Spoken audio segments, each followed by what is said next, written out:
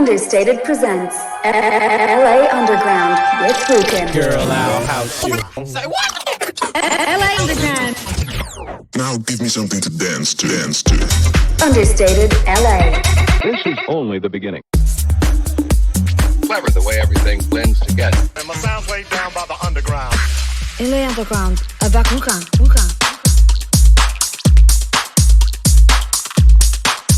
You're listening to the Understated Recordings Podcast, LA Underground. Hello, this is Understated Presents LA Underground. I'm Roukin. This is our 24th show, and spring is almost here. LA is warming up, and to go with it, we have a super hot show. This week, we will have a special guest appearance from Craig Williams. I had such a great time talking to Craig and hearing about everything that's going on in his world. He also delivers an incredible hot mix and premieres a new track in the middle of our interview.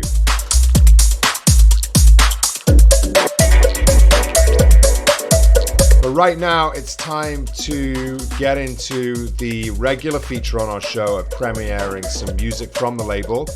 The first track this week is from a friend of the label and 900 block resident in downtown LA. This is from Michael Pham, and this track is forthcoming on Understated. It's called Float.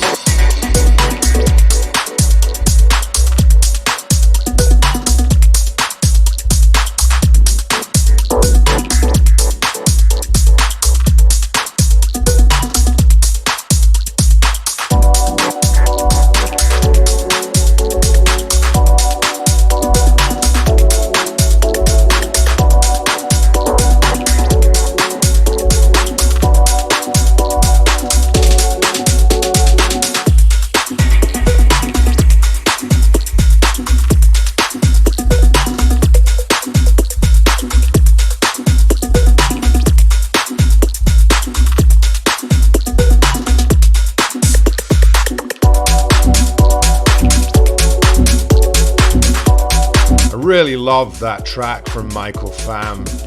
He's always changing up what he's delivering as a producer, and his productions just get better and better. Coming up now is a track from the last compilation that was on Understated, which is the All of Us Volume 2 compilation. And this track is such a feel-good track. It's from Ming. It's called Circles.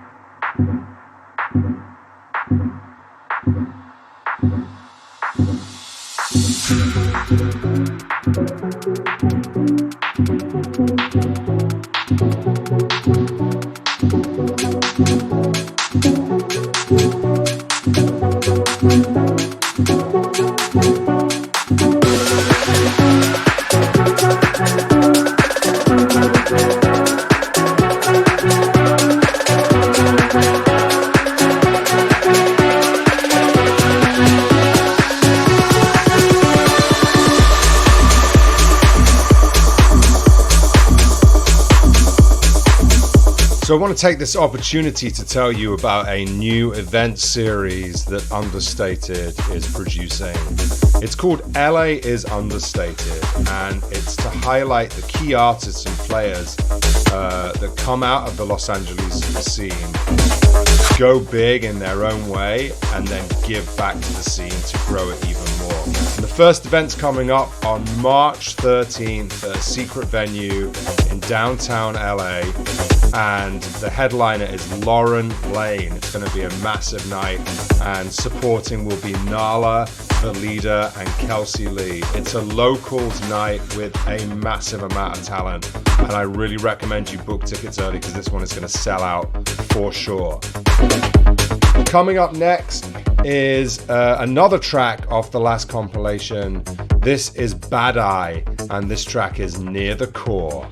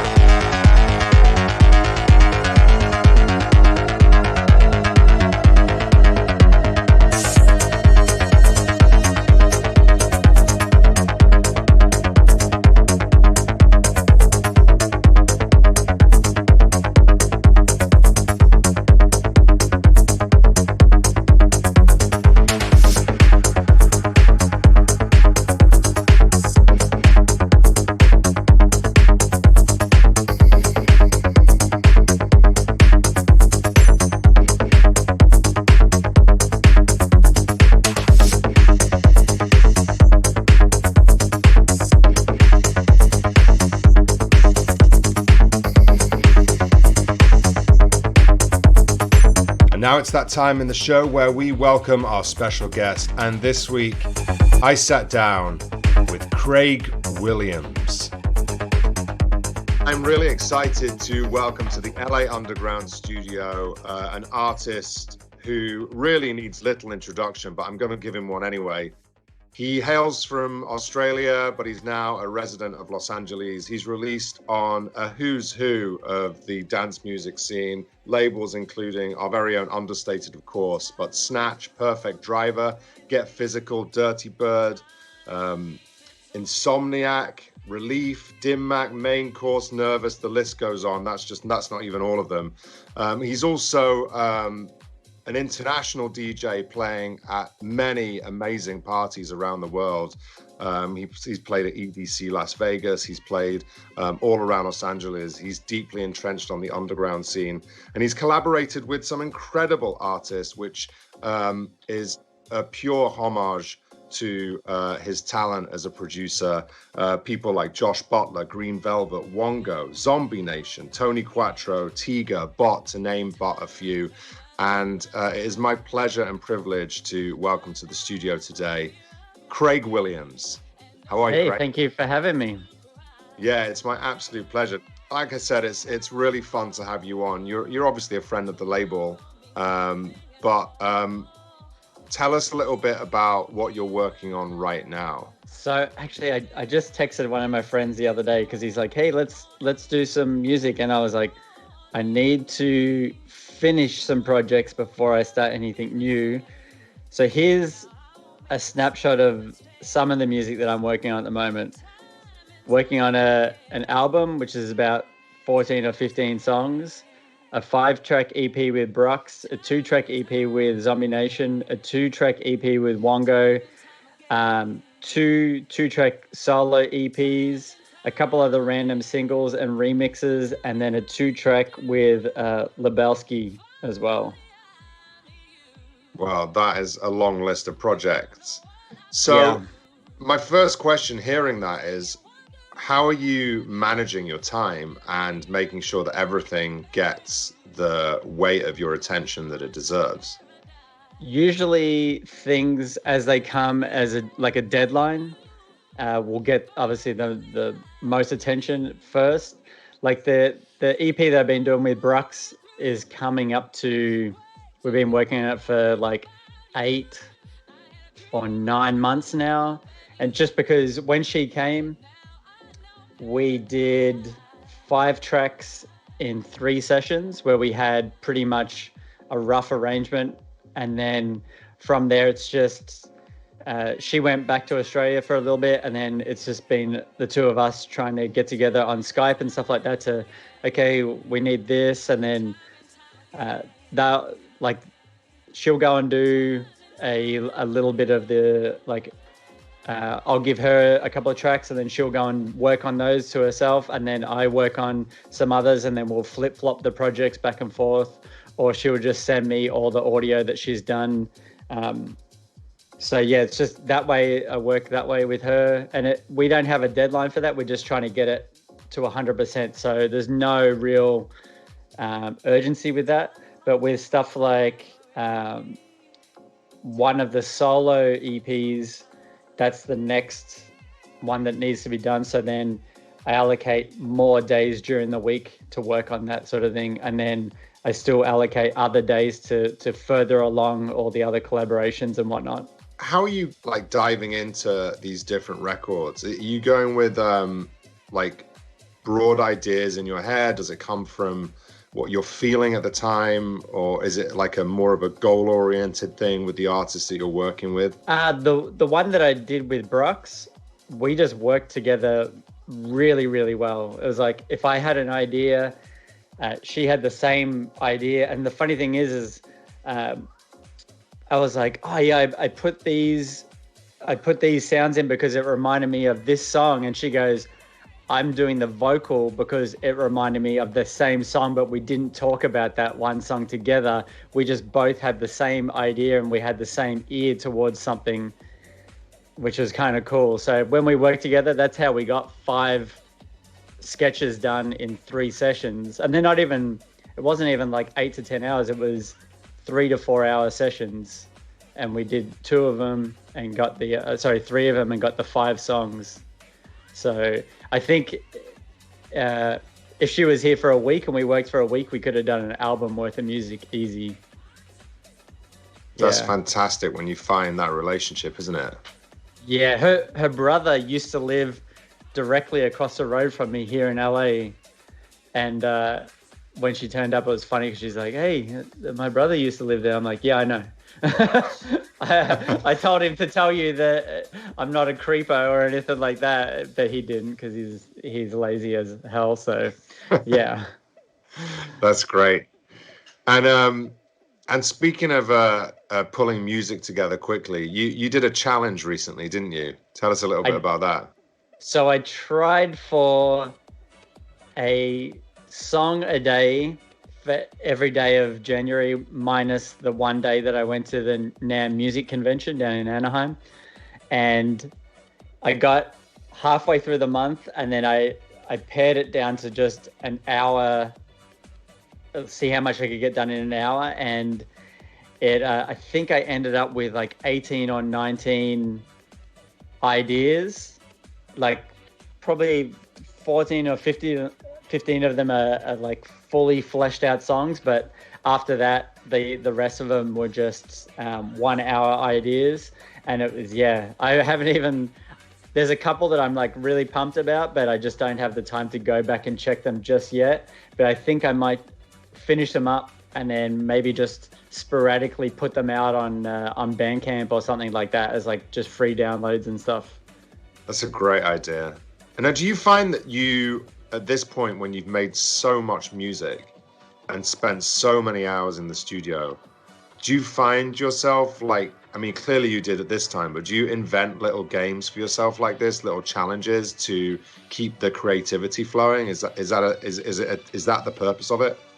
That as well as doing the album, because the album is not going to be under my own name as Craig Williams. It's going to be a different artist name, and it's electronic, but it's not dance music at all. So by doing that, it's been something that I've wanted to do for a long time. And so by doing that, it keeps it fresh. So when I go and do a club record, I'm like super pumped about doing a club record because it's so different from this other project that I'm doing. Yeah. So you're focusing on different areas to keep you excited about something elsewhere. Yeah. Also doing sound for picture like TV and stuff like that is really good because you're serving someone else and you're making music for them to make their project better. So you can make a bunch of music and then you learn a ton of tips and tricks and stuff like that, which you then bring back into your own music. That's amazing. Are you able to talk about what you've been up to in the scoring world? Yeah, so I did was it last year?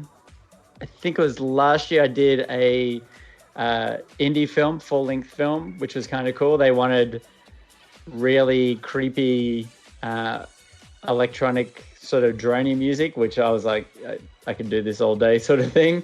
And then I've done a couple of mini series, and then recently I just got some music onto the new Walking Dead series, which is kind of cool. Congratulations. And then, yeah, so and then just trying to just get more into that world. If I can get paid to sit in the studio and make cool music, I'm a happy person. Yeah, that's fantastic. I recently I wrote the theme tune to a friend's podcast, and I found it really intimidating, like the idea of it, because when you're serving up somebody else's idea, there's like a different pressure that comes with it, right?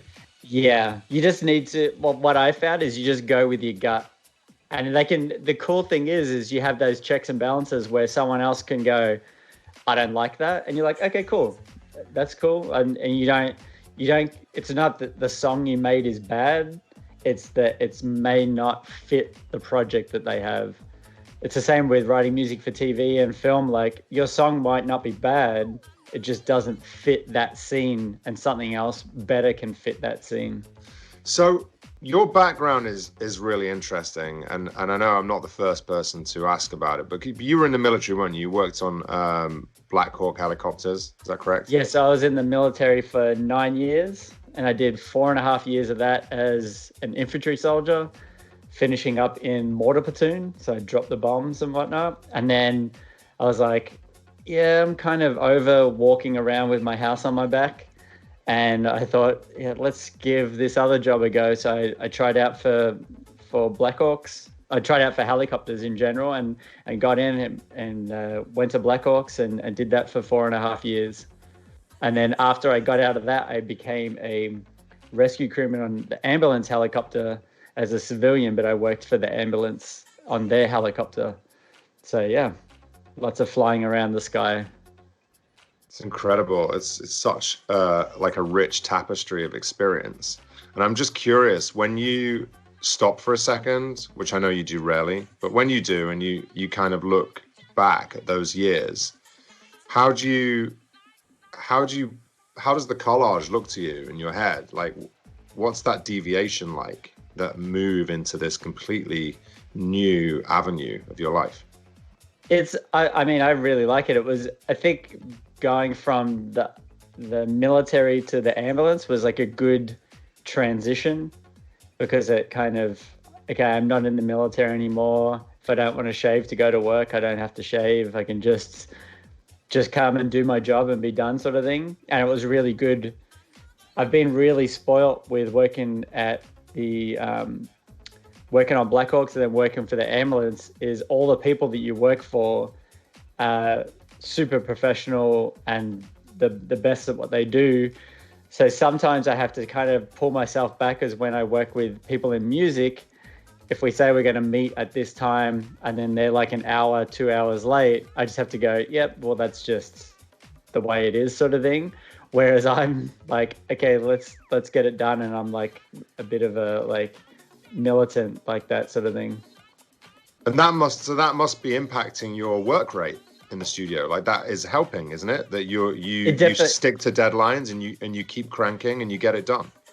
Yeah, for the most part. I mean, you all get burnt out every now and then, so you just got to take a step back. But I think that helps me, especially keeping organized. I have like the way that I organize my sessions, and I have whiteboards with dates and everything, so I can keep track of where everything's going and everything like that. So yeah, it's definitely helped me, that's for sure. So let's jump back even further. I know you used to play bass guitar, right? Yeah. But before that, as a kid, how did music feature in your life, and what did it mean to you? So I have an older brother who used to listen to tons of music, and I kind of got shown a lot of stuff by him.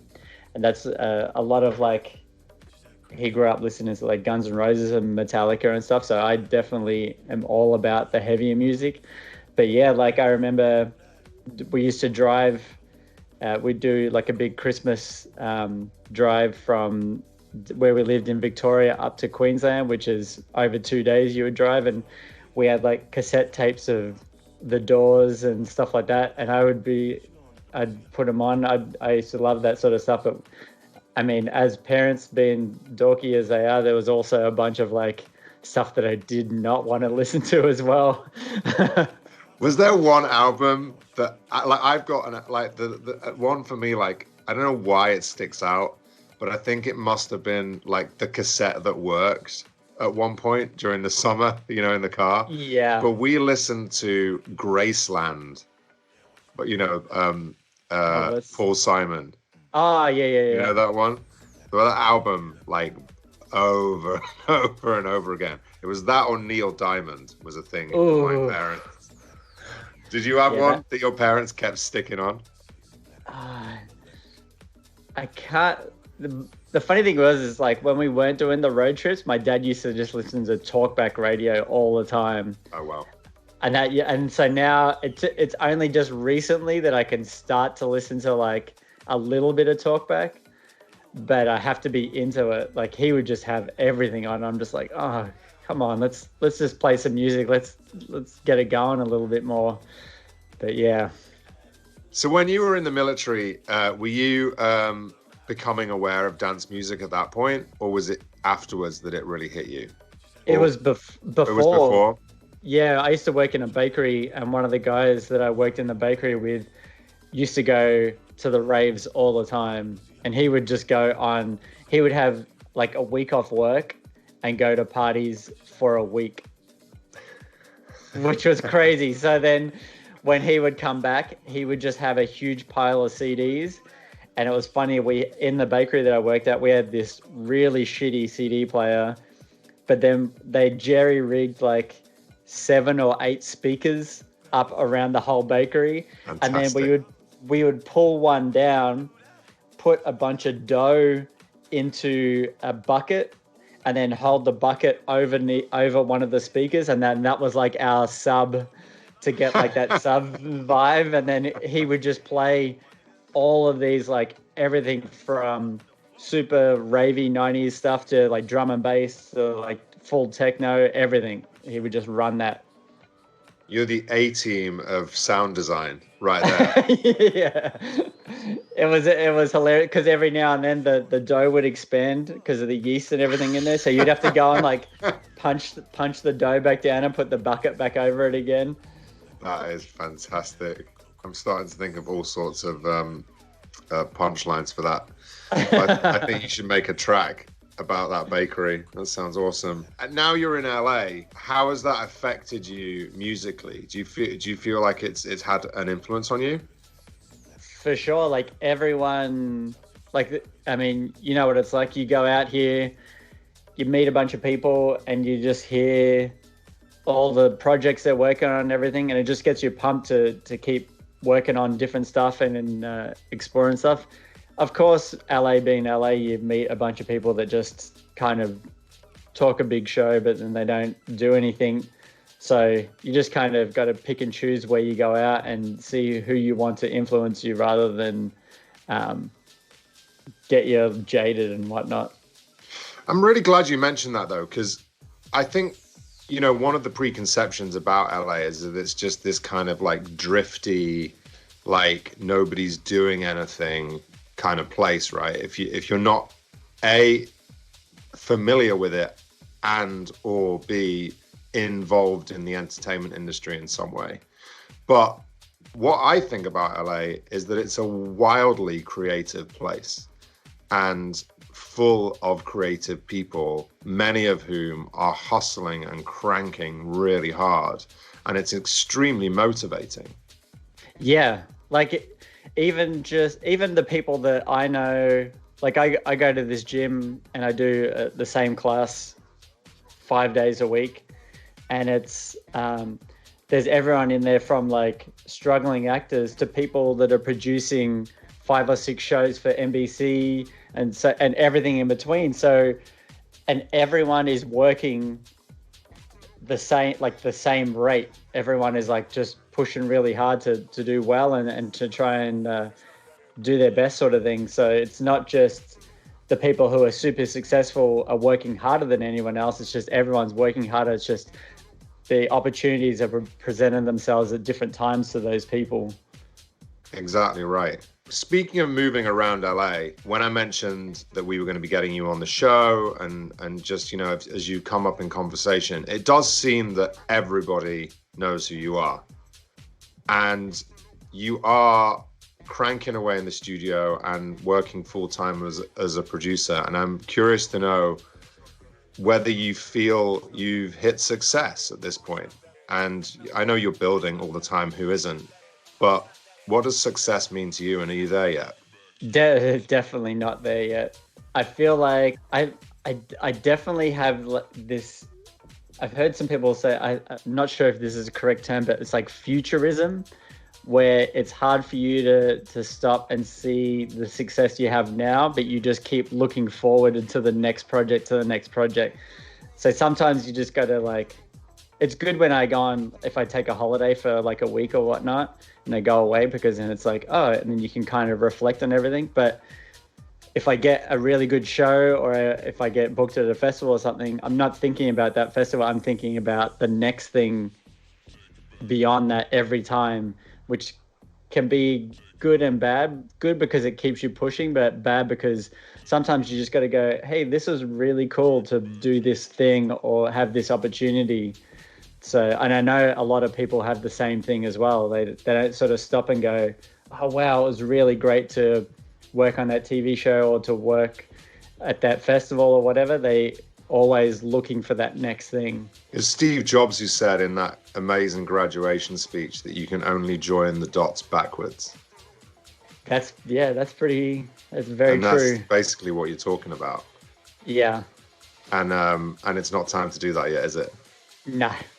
But speaking of which, can you identify like a moment where you were in the right place at the right time and something happened that you couldn't have predicted was going to lead to an outcome?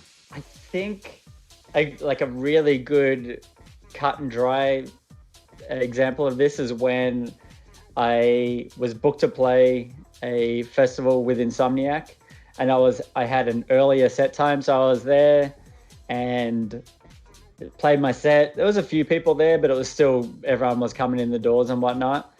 And then the festival got word that Breach was going to be a little bit late. So they knew that I was already there, and they just come up and they're like, hey, we need someone to fill in on the main stage. You just want to come and play for as long as it takes. So I was like, okay. So just being there, being ready.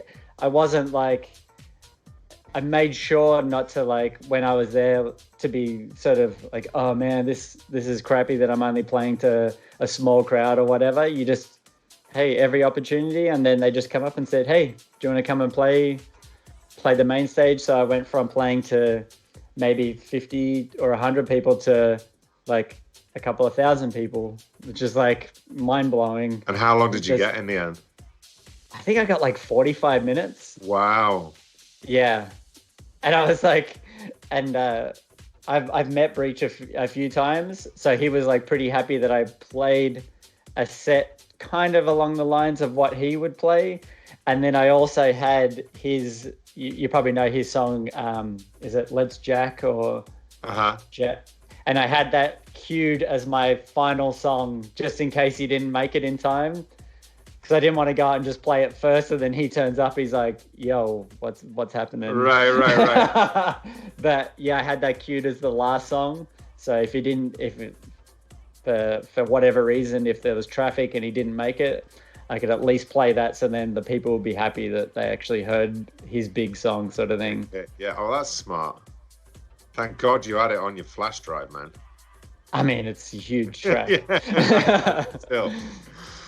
That's awesome. And you were you an Insomniac Discovery artist?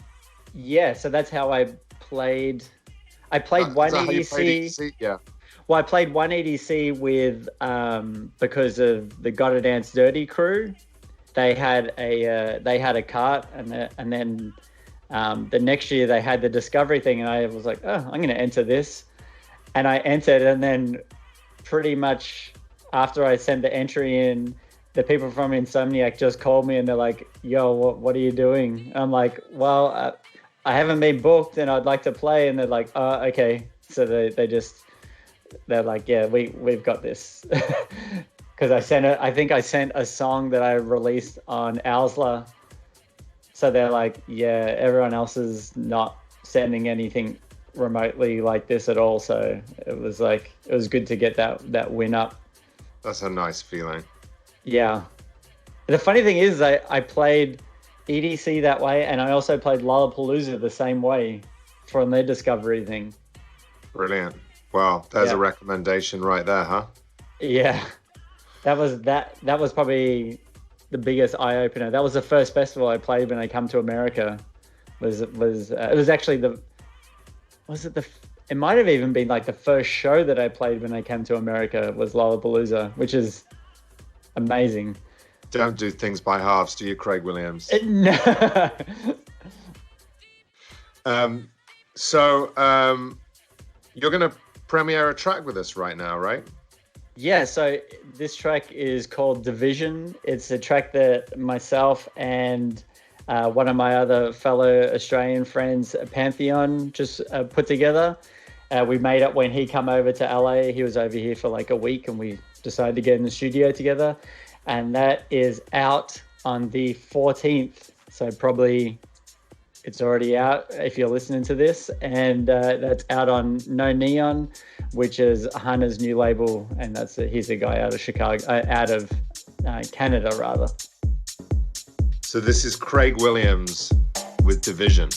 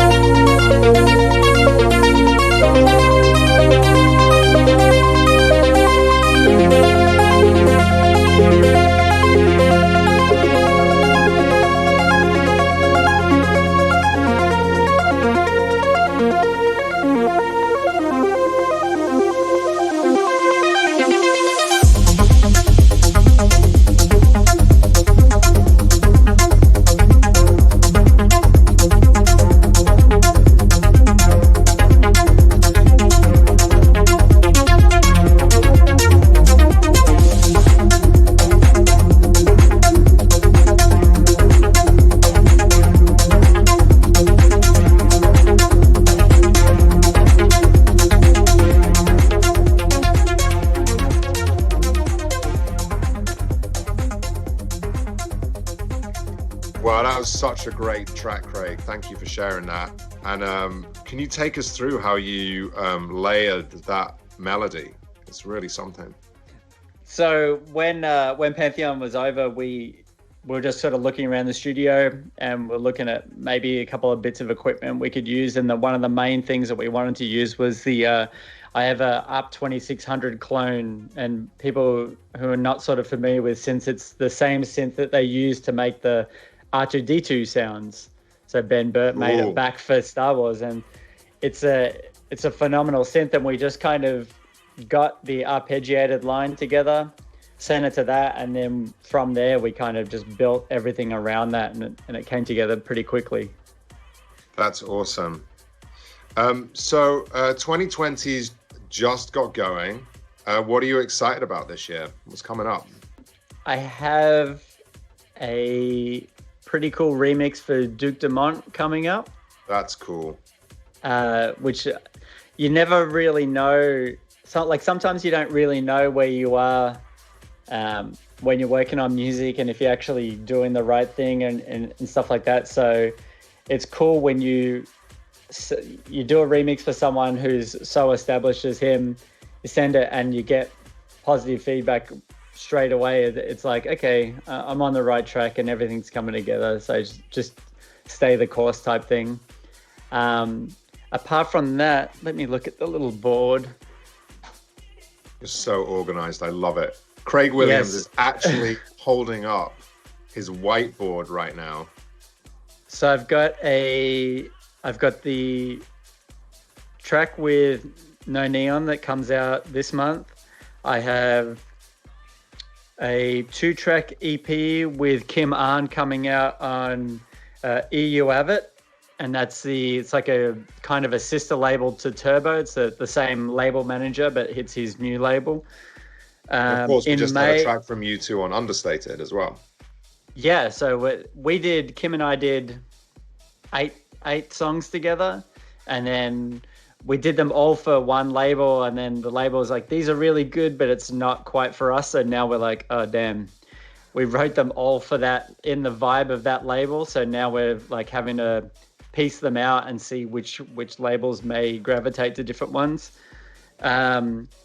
I have a 2-track for Boxer Cats in May, and then June or July would be another 2-track on EU Avid. So yeah, a couple of things. That's exciting. And you've worked with Wongo before, of course, right? So Box of Cats is a natural place for you to go, right? He stays in our spare room every time he comes to the States. Is that right? Yeah, so if he doesn't put out my material, he will not be staying at my house. He's got nowhere to sleep. But the funny thing is like, I have a pretty nice studio, and then the room next door is our spare room.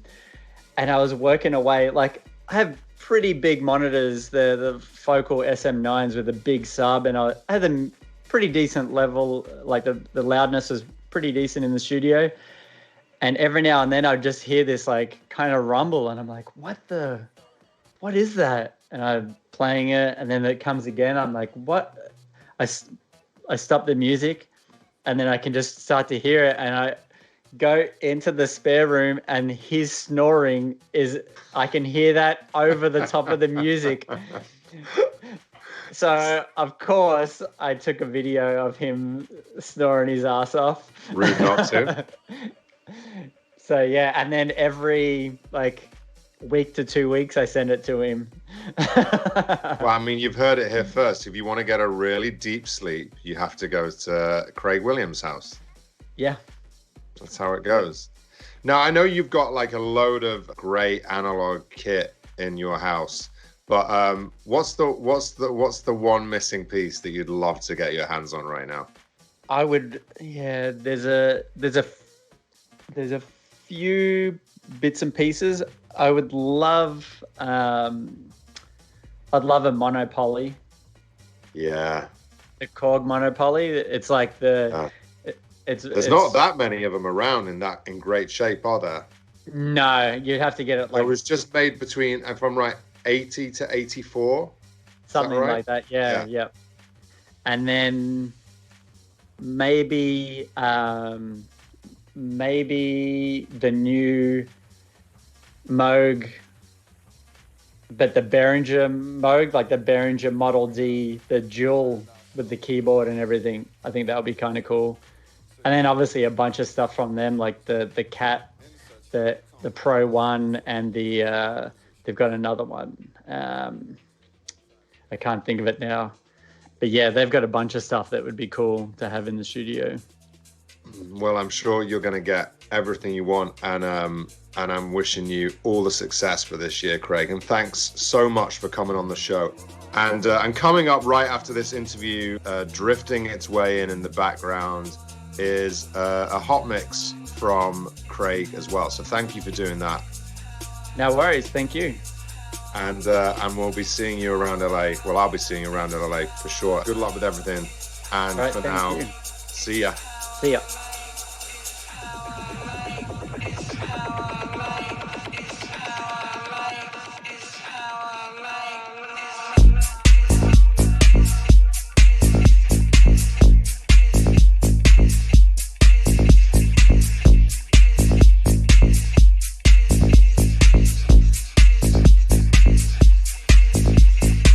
The guest mix.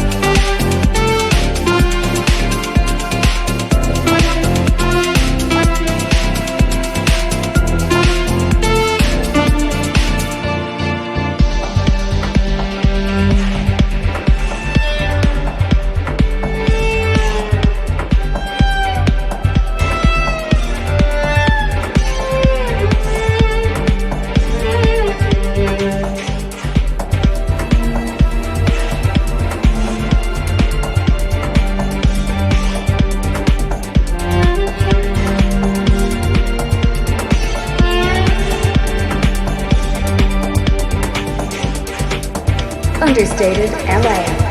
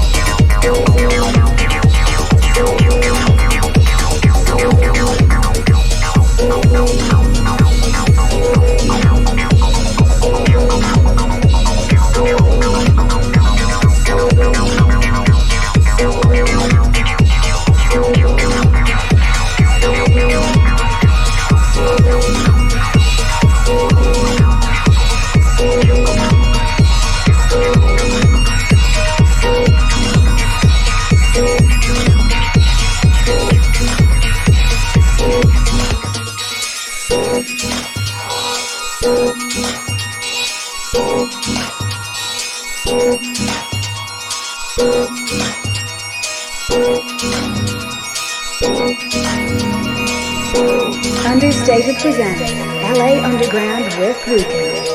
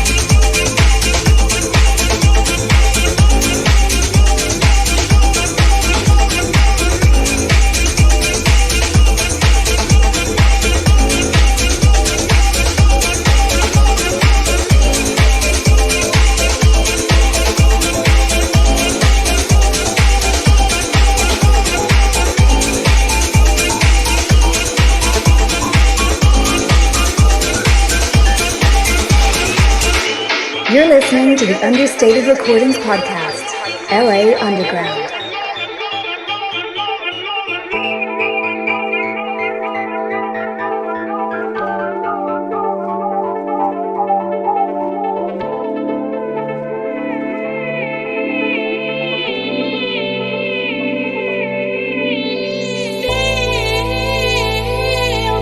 Power.